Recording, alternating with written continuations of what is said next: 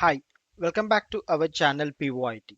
If you have not yet subscribed our channel, please do subscribe it and support us. In this video, we are going to talk about the latest drone missile test conducted successfully by DRDO. On July 25, 2025, DRDO successfully test fired the ULPGM V3 missile from a drone in Kurnool, Andhra Pradesh.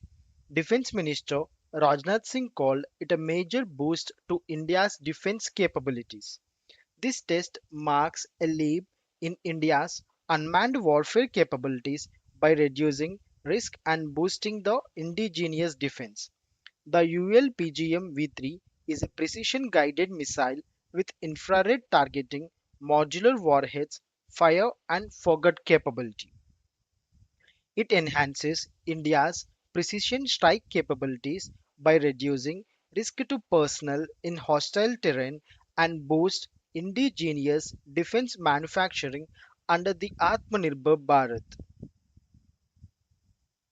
This passive infrared seeker for day or night targeting with a range of 4 kilometers in day and 2.5 kilometers in night.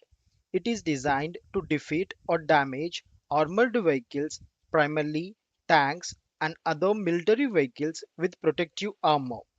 The fire and forget capability with two-way data link means after the launch it does not require any further guidance input from the operator. The DRDO secured Hexacopter UAV was used during the test. From concept to command, the DRDO Hexacopter UAV represents India's commitment to tactical innovation and strategic edge.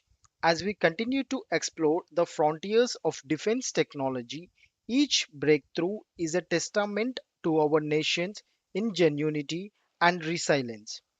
At POIT 5109, we bring these stories to light layer by layer, pixel by pixel, with purpose and pride.